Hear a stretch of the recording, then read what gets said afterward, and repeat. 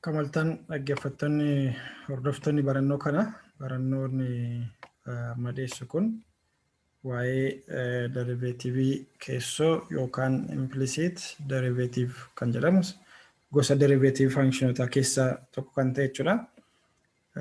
Kunis keessumaa yaadrimee derivaatiivii functionoota jijjiiramaa lama qaban fi akkamitti akka hojjen derivative function jijjiiramaa lama qaban akkamitti akka hojjen ka'umsa kan nu ta'uu fi yaadrimee san akka gabbifannuuf kan nu gargaarudha. Kanaaf mee fakkeenya asitti hojjetame jiruu fi yaadrimee kanas ta'e ilaallu. Mee egaa functionii jijjiiramaadhaan fayyadamuun ibsuun akka danda'amu kan dura beekumsa qabnurraa ni yaadanna. Yaan functionii yeroo jennu yaa walqixa faaqanxaa jennee ofirranne jechuudha. Kanaaf yaan functionii deriveetawota jijjiiramaa ta'a jechuudha. Fi xaa cube da'uu yaas cube walqixa lama baay'isuu xaa baay'isuu yaa haa ta'u jedha. Egaa hima walqixaa sitti kenname kun yoo ilaalle hima walqixaa jijjiirama lama of keessaa qabudha. Walqixa jijjiirama lama of keessaa qabu kana keessatti jijjiiramaa yaan akka functioniitti function jijjiiramaa xaatiin ibsamutti fudhatame jechuudha. Yoo ta'e deriveetiivii jijjiiramaa yaa kanaa deriveetiivii yaa kanaa jijjiiramaa xaatiin barbaadedha. Egaa yaan akka functionii deriveetawoo xaatti fudhatame deriveetiivii isaa xaaraan hojjechuu waan danda'amuu fi gaaffii kana gaafatamuu danda'ama jechuudha. Gaaffiin kun hojjetamuu danda'amas jechuudha. Kanaaf dy by dx yookaan deriveetiivii yaa jijjiiramaa xaatiin argachuun akkamitti danda'ama kan jedhugaa adeemsa kana keessatti waliin ilaalla. Hima walqixaa kenname kana gamalachuuyyuu jijjiiramaa xaatiin deriveetiivii hojjechuudha jechuudha. Yaadee nurraa eegamu yookaan hubachuu nurraa eegamu hima walqixaa kenname gamalachuu jijjiiramaa xaatiin deriveetiivii isaa hojjechuu. Yeroo kana mallattoon deriveetiivii keenya mallattoo jalqaba ilaalaa turre irraa adda kan ta'e d by dx jennee kan furannu yoo ta'e filatamaadha. Sababni isaa jijjiiramaa kamiin akka hojjennu adda nu baasa waan ta'eef kan dura akkuma jennu mallattoon deriveetiivii hedduutu jiru. Mallattoo adda addaa jiran keessaa kun d by dx jechuun jijjiiramaa kamiin akka deriveetiivii barbaannu kan nu agarsiisu waan ta'eef mallattoo kana fayyadama jechuudha. Kanaaf seera ida'uu yookaan deriveetiivii functionoota makuu kan jedhuun immoo seera ida'uun fayyadama asitti immoo xaa baay'isuu yoo waan jedhuuf seera baay'isuun fayyadama. Lama xaayaa jechuun lama baay'isuu xaa baay'isuu yaa waan ta'eef seera baay'isuu fayyadamna. Immoo xaa cube ida'uu yaa cube waan jedhuuf seera ida'uu fayyadamne akkasumas seera paawarii fayyadamuun deriveetiivii termoota kanaa hojjenna jechuudha. Kanaaf seera ida'uutiin tokkoon isaa ida'uu akka qabnu seerri ida'uu nu ibsa. Deriveetiivii xaa cube jijjiiramaa xaatiin deriveetiivii yaa cube jijjiiramaa xaatiin deriveetiivii sana walqixataa kun immoo seera baay'isuutiin jalqaba deriveetiivii lama xaa hojjennee isa booda yaatti baay'isuun ida'uu lama xaa gochuun immoo deriveetiivii jijjiiramaa isa lammaffaa yookaan functionii isa lammaffaa fudhanna. Deriveetiivii yaa ta'a jechuudha. Kun seera baay'isuu kan dura deriveetiiviidhaaf qabnu yaadachuun kan fayyadamnu ta'a jechuudha. Kanaaf egaa deriveetiivii nuti hojjenne jijjiiramaa adda addaatiif ta'e malee seeronni deriveetiivii kan dura hojjetaa turre hundi isaa asitti waan jijjiiramu hin qabu jechuudha. Seerotni akkuma jiru itti fayyadamna waan ta'eef tun jijjiirin seera sana asitti hojiirra oolchaa jira jechuudha.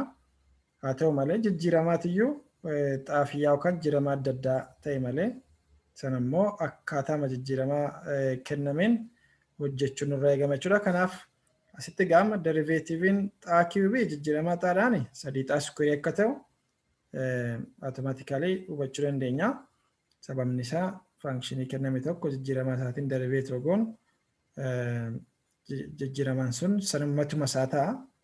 Kanaaf seera paawariitiin xaa cubein deriveetiiviin isaa exponentii 3 sana maxxantuu goone exponentii irraa tokko hir'isna 3 xaa square ta'a. Haa ta'u malee yaa cubein jijjiiramaa xaadhaan deriveetiivii isaa hojjechuun hin danda'amu, murteessuu hin danda'amu. Kanaaf mala biraa filachuun nurraa eegama. Innis yaa cube kana jijjiiramaa yaadhaan deriveetiiveessuun nurraa eegama. Sana gochuuf immoo malli nuti tooftaan asitti fayyadamnu ilaaluun barbaachisaadha. Innis deriveetiivii yaa kiubii jijjiirama xaatiin kan jedhu akkuma jiruun ta'e garuu yaa kiubiin jijjiirama yaatiin deriveettaa waan ta'eef deriveetiivii yaa jijjiirama yaatiin kan jedhu itti baay'isna. Sababni isaa deriveetiivii yaa jijjiirama yaatiin tokkodha waan ta'eef akkuma deriveetiiviin xaa jijjiirama xaatiin tokko jechaa turre deriveetiiviin yaa jijjiirama yaatiin tokkodha. Tokko tarmii barbaanne itti baay'isuun jijjiirama hin fidu. Tarmiin sun dhibbarraan hin ga'u matuma sana ta'a jechuudha. Kanaaf deriveetiivii yaa jijjiirama yaatiin kan jedhu dy by dy itti baay'isne jechuudha. Dy by dy jechuun yookaan d by dy jechuun deriveetiivii yaa jijjiirama yaatiin jechuudha. Isa booda kan akka firaakshinoota baay'isuutti yaada rimee sanatti geessuun maal gochuu dandeenya jechuudha. Yaa kiubiin yaadhaan deriveettaa waan ta'eef asii deriveetiivii yaa kiubii jijjiirama xaan kan jedhu deriveetiivii yaa kiubii jijjiirama yaatti mijeeffannee deriveetiivii yaa jijjiirama xaatiin kan jedhu kophaatti baasna jechuudha. Kanaaf 3x squarii ida'uu deriveetiiviin asitti wanti adeemsa of eeggachuu qabnu yoo deriveetiivii yaa jijjiirama yaatiin itti baay'isnu wanti nuti kana finnee fi jijjiirama sana wal jala dabarsuun yaa kiubii deriveetiivessuudhaaf kanaaf deriveetiivii yaa kiubii jijjiirama yaatiin kan jedhu deriveetiivii yaa kiubii jijjiirama yaatiin kan jedhu walitti dabarsuun deriveetiivii yaa jijjiirama xaatiin kan jedhu immoo kophaatti barreessina. Sababni isaa isa gaafatamne waan ta'eef deriveetiivii yaa jijjiirama xaatiin barbaade kan jedhu asitti gaafatamne waan ta'eef asitti deriveetiivii yaa jijjiirama xaatiin kan jedhu walitti fiduun deriveetiivii yaa kiubii jijjiirama yaatiin kan jedhu immoo akka hojjetamu waan barbaannuu fi halluu wal fakkaataa kan hin godheefis kanaafanii akkasitti qindeeffachuun nurraa eegama jechuudha. Ibsama sagara mirgaa jiru kana immoo ammas yoo ilaalle deriveetiiviin lama xaa jijjiirama xaatiin lama dhufa. Kana kanaan durasuma beeknu jechuudha. Baay'isuu yaan immoo jira waan ta'eef lama yaa jenne jechuudha asitti. Ida'uu lama xaa baay'isuu deriveetiivii yaa jijjiirama xaatiin kan jedhu akkuma jiruun nuuf ta'a jechuudha. Isa gaafatamne waan ta'eef akkuma jiruun hambifannaa yookaan asitti barreeffanne jechuudha. Kanaaf hima asitti arganne kana tarkaanfiin itti aanugaa akkan isiniin jedhe deriveetiivii yaa kiubii jijjiirama yaatiin barbaaduun ni danda'ama waan ta'eef isa hojjechuun nurraa eegama. Deriveetiiviin yaa kiubii jijjiirama yaatiin 3 yaa sukweerii ta'a jechuudha. Akkuma deriveetiiviin xaa kiubii jijjiirama xaatiin 3 xaa sukweerii ta'e deriveetiiviin yaa kiubii jijjiirama yaatiin 3 yaa sukweerii ta'a. Kanaaf asitti kanin 3 xaa sukweerii ida'uu 3 yaa sukweerii jedhee haa ta'u malee deriveetiivii yaa jijjiirama xaatiin ni jira waan ta'eef inni immoo ittuma baay'atee ta'a jechuudha. Walqixa himni keenya asirraa gara mirgaa jiru kun asitti dhufee akkuma jiruun barreeffame jechuudha. Kanaaf egaa amma hima kana irratti tarkaanfii kana irra erga geenye wanti hubachuu qabnu kan gaafatamni sanadha. Deriveetiivii yaa jijjiirama xaatiin barbaade jedhamne dy by dx jechuudha. dy by dxin ibsama gara mirgaas gara bitaa jirus keessatti arganneera waan ta'eef tarmoota isa qabatan walitti daddabarsuun hirmaattessuun barbaachisaadha. Kanaaf amma 3 yaa sukweerii dy by dx kan gara bitaa jiru kana asumatti dhiiseen lama xaa dy by dx yoon as dabarsu hir'isuu ta'a. Gara mirgaatti 2 yaa jira. Asii immoo 3 xaa sukweeriin gara bitaa ture yoon achi dabarsu hir'isuu 3 xaa sukweerii ta'a jechuudha. Asirraa egaa dy by dx yoon hirmaattesse hammattuu keessatti 3 yaa sukweerii hir'isuu 2 xaa tafa. Sana gamalachuutiif yoon hiru dy by dxin kophaatti hafe tarmiin yookaan ibsamni gara mirgaa jiru 2 yaa hir'isuu 3 xaa sukweerii ture. Inni gara bitaatti immoo hammattuu keessatti hirmaatteffamee hafe 3 yaa sukweerii hir'isuu 2 xaa ta'a jechuudha. Kanaaf deriveetiiviin yaa jijjiirama xaatiin foormulaa kana yookaan ibsama kanaa dhufa kan jedhu asitti argadha jechuudha. Egaa waamsisaan immoo 0 ta'uu qabu waan ta'eef tarmiin 3 yaa sukweeriin fi tarmiin 2 xaa walqixa ta'uu qaban kan jedhu asitti dabaluun barbaachisaadha. asirraa xaafiyaan maal ta'uu akka hin qabne adda baasuu dandeenya jechuudha. Egaa deriveetivii implisiitii jechuun yookaan deriveetivii keessoo jechuun jijjiiramoota lama wal keessa makamee yoo kenname akkamitti deriveetivii jijjiiramas tokko bifa isa biraatiin akka ibsuu dandeenyu gargar baasne jechuudha. Kan nu agarsiisu ta'a jechuudha fakkeenya kanarratti kan hubannu. Egaa fakkeenya adda addaa ilaaluun barbaachisaadha. Keessumaa deriveetivii implisiitiin fayyada hedduu qaba. Iddoo adda addaatti fayyadamuu hin danda'amu waan ta'eef qabiyyee kana sirriitti hubachuun barbaachisaa ta'a. Fakkeenya adda addaa hojjechuudhaan gaaffiin lammaffaa kun hima walqixa sarara taanjentiilaa giraafii faankishina yaa sukkeera walqixa xaa kiyuub hiruu lamaxaa tuqaa tokko tokko irratti barbaadeedha. Gaaffii akkasii kana deebisuudhaaf egaa hima walqixaa sararaa argachuuf jalqaba dhunnula sarara isaa argachuu qabna. Waa'ee dhunnulaa immoo deriveetivii irraa akkamitti akka argannu koorsii seensa kaalkuleesii keessatti ni beekna.